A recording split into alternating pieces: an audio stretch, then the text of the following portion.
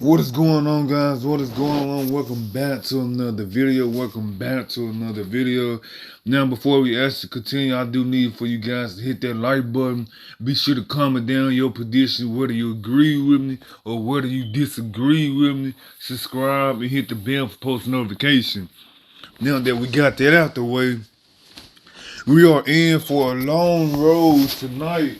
Before we can actually head to WrestleMania, we at the stop of NXT standing delivery. Now, standing delivery, I liked the standing delivery last year. And one of my favorite parts about standing delivery last year was Dolph Ziggler taking on Braun Breaker for the NXT Championship. Now the championships has been changed hands and everything is different from over a year later. Let's go ahead and go over the match card real quick. Okay, so we got the Final Five-way match for the North American Championship. We got Wesley defending his championship against Awesome. We got Drag Review. We got Dragon Lee. And then we got this man JD Matt Douglas. Then we got Jordan Gargano versus Gracie Waller in the unsanctioned match. Then we got a tag team women's championship match with Fowler Henley and Kiana James defending their championships against Isla Dawn and Abby Fryer. Now, I don't know if you guys been watching, but seems like their relationship has been going on and off with Kiana James playing with Fowler Henley's best friend. Now we got an 8-man tag team match. We got Chase Universal with Tyler Bate. I don't know why he's in it. Versus the Scheme, Joe Gacy. We got the Young Veteran Grizzlies. And then we got The Rock's daughter. And then we got a triple threat tag team match for the NXT Tag Team Championships. We got Creed Brothers, boo. We got the Gallus that will be defending their tag team championships. And we got Tony D'Angelo in stats.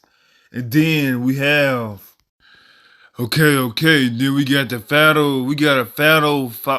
6-women's ladder match for the NXT Women's Championship with Roxanne Perez being added at the last minute. We got Roxanne Perez, of course. We got Gigi Darling. We got Indian Hartwell, who I think shouldn't be in this match. Then we got Zoe Starks. We got Valkyrie, Larry Valkyrie, and then we got Tiffany Stratton, who I thought would have won this match if Roxanne Perez having actually came back in the match. And then, not last but not least, we have the main event. Braun Breaker will be defending his championship against Wesley. And of course, we got Pretty Deadly will be hosting Standing Delivery. With that being said, let's start with the first match that I want to go over real quick and who I think will win this match. Okay, guys, the NXT Women's Championship ladder match: Roxanne Perez versus Gigi Darling versus Indian Hartwell versus Larry Valkyrie versus Tiffany Stratton versus Zoe Starks.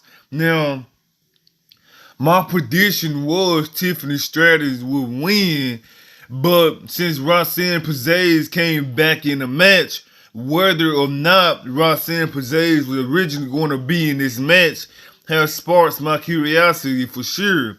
Since we don't know what was going to happen or what was going on with her potential health scare, or whether or not it was even legit, or as you can take it with a grain of salt that it could be kayfabe. I wonder what the original plan was, or if there was even a plan at all until all of this started to take fruition. In any fashion, I feel like we can entirely skip Gigi Darling. Definitely Indian Hartwell. And no offense, Laura Valkyrie. Even though, she's been good on my radar, they don't stand any chance. Either the belt stays on Roxanne Perez, or it goes to Tiffany Strategy or Zoe Starks, who they keep pushing that nobody wants to see. And while I don't think this would be like a high great value match, I would not say that because these are women in a ladder match, but it's actually interesting to see this. But because of the intrigue situation, because of the intrigue surrounding this whole Roxanne Pizza's being injured and the whole title situation, I would have to say this match will be very interesting. But my prediction would still be, excuse me, my prediction would still be Tiffany Stratton. We got the NXT's Women's Tag Team Championship match. We got Fowler Henley and Kiana James will be defending their championships against Albert Fire and Isley Dawn. Now, I would have to give them credit despite the whole, romance storyline going on. I'm curious to see what direction they would take this Kiana James and Brooks Jensen thing going somewhere, Something is going to happen here that would cause James and Fowler Henley the tag team championships, and that will push the storyline further. Now, to be honest, I really don't want Kiana James and Fowler Henley to lose the tag team championships because they really didn't have it for a long time.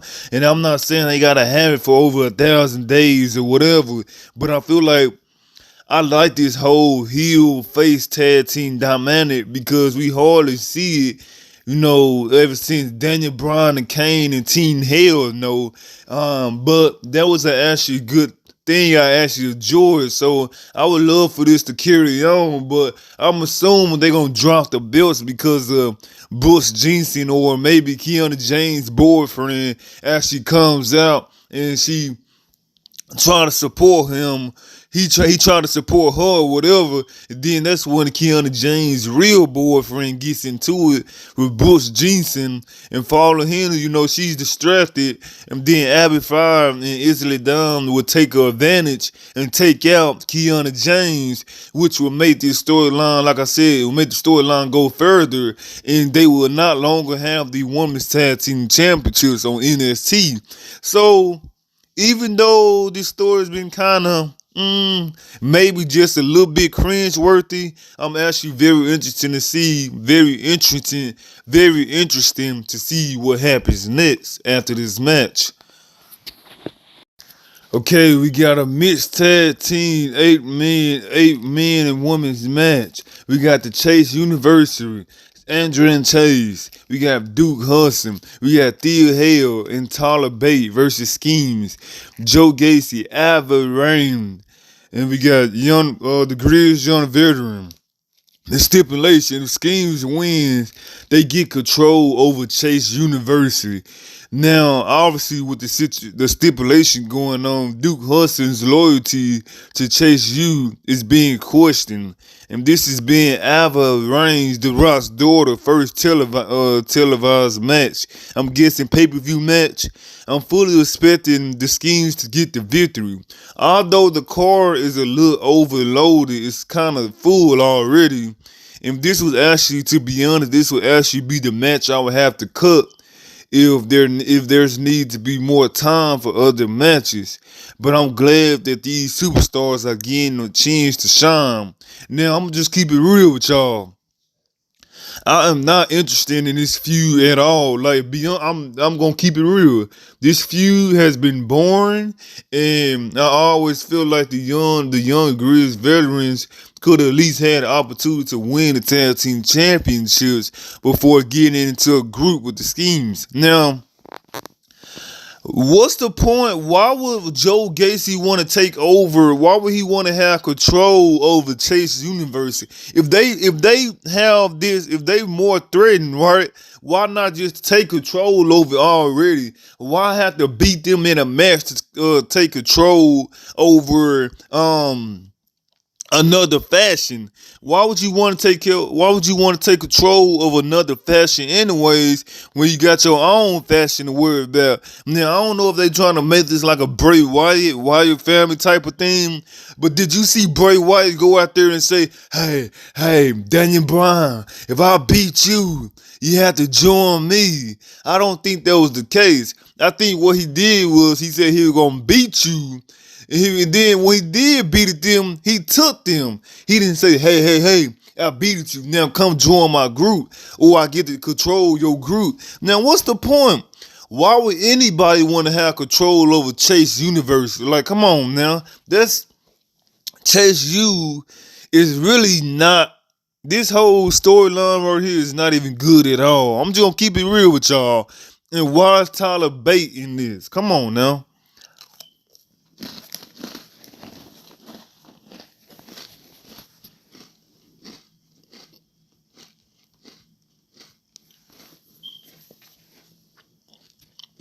So I'm gonna have to go with the scheme. The schemes. We got the NXT Tag Team Championship Triple Threat match. We got Gallus, who are currently the NXT Tag Team Champions. They will be defending their Tag Team Champions against the Creed Brothers versus Stacks and Tony D'Angelo. Now, I gotta say, this whole storyline is kind of lukewarm in my opinion. Now, WWE only really seems to like one story with Gallus lately, which is that teams would politely ask them for title shots. Excuse me. Gallus would force them to hang out with them to shoot some pool or whatever, and then they would say they was going to give them an opportunity. Clearly, they just wanted some friends, right? More than anything else. I believe that is actually sad, right? I mean, you can have friends, but if you championships, you shouldn't be worried about having friends. But either way, I could either see Tony D'Angelo and Stats beating Gallus. I'm just not a fan of the Creed Brothers. But maybe they would pull the trigger on the Creed Brothers. I hope not. Now, but part of me still thinks that in the Sheer, Ginger Mahal boys could be next in line and would be the ones to beat Gallus. So while we might pilder them, or while y'all might pilder them right now for wanting some buddies, maybe they would manage to retain their titles, or is the real prize the friends they made along the way? So I'm going to have to go with Gallus retaining the NXT Tag Team Championships. Okay, let's get into this. I know you guys going to hate me for this. The NXT North America Championship Fatal 5-Way match. We got the current champion Wes Lee versus Absol versus Dragon Lee versus Adrian Dragovich versus JD McDougall. Now, let's talk about this. Let's throw a bunch of talented in-ring guys into the ring together, right? They would flip around and do a whole bunch of moves for 15 minutes, and it would be fun, right? Maybe there's a title change, but I'm leaning towards Wes Lee proving himself and being one of the few champions to keep his title, and then he would lose at the next event. Now, there's no story here. I'm a fighting champion. I'm a talented champion. Who can beat me? I want to fight all the talented people in the world and prove to everybody that I am the most talented guy. I mean, where's the story? For weeks, building up to this match at Stand and Delivery, all Wes Lee did was open challenges. It was no legit storyline. Now, I don't know if his childhood hero was John Cena or not, but honestly, I don't think the build for this story or the build for this match was any good at all, in my personal opinion. I feel like he should have had a better storyline. I mean, we know the guy could go good in the ring, but what's his actual gimmick? I don't even know if this guy has a gimmick, man. But I'm gonna have to go with Wes Lee retaining his North American Championship. Okay, we got an unsanctioned match. Grayson Waller versus Johnny Gargano. Johnny Gargano has been hot. He has been one of the fans' favorites on the roster for however many years now. Pairing him up with Grayson Waller would be a recipe for success for Grayson Waller, even though the feud had some hiccups along the way. I would be happy when Grayson Waller puts down Johnny Gargano and and lays him down to build up his momentum some more. Now this is a segment that can go a long way unless they botch it somehow. Now, my thing about Grayson Waller is, I feel like he should have been, at least I feel like he should be the one to beat Wesley for the North American Championship once everything's been done and said, because we know my boy Camilla Hayes, we'll talk about that in a minute, but Grayson Waller should be the one to take Wesley's North American Championship. Now, my thing about this, like I mentioned, like I was about to tell you guys, was my fear about Grayson Waller is they gonna botch him like they botched it Austin Theory. That's one of my fears about Grayson Waller. This guy can move. He got the gimmick. He got the character. He got the promo skills. He got everything. He got the look. But you never know about WWE. They could botch this guy, and they gonna botch him like Austin Theory. Let me know what you guys think. But that is my prediction. I think Grayson Waller should be the one to lay Johnny Gargano out once for all and send him back to the main roster packing. Okay, guys, this is the last match, the main event, the NXT Championship match. Braun Breaker, as we know, is the current champion versus my boy, Camilla Hayes. When he shoots, he don't miss. Now, why the build for this match has been a little lackluster, and that might be the case, it's really like the story for this match is literally just two top guys will fight each other, and that's it. It's not as though we didn't see we didn't see them will be facing each other to begin with anyways.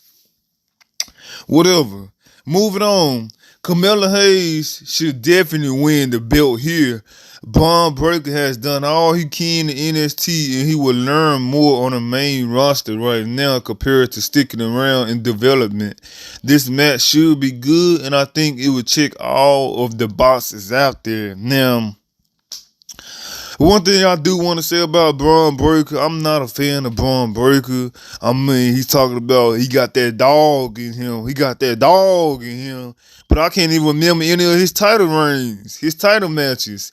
The only match I legit remember about Braun Breaker title reign was him facing Dolph Ziggler. And that's when Dolph Ziggler came to NXT with Bobby Roode. And Lord, I'm praying for Bobby Roode because he hasn't been on TV because he's been injured. So I'm praying for the guy.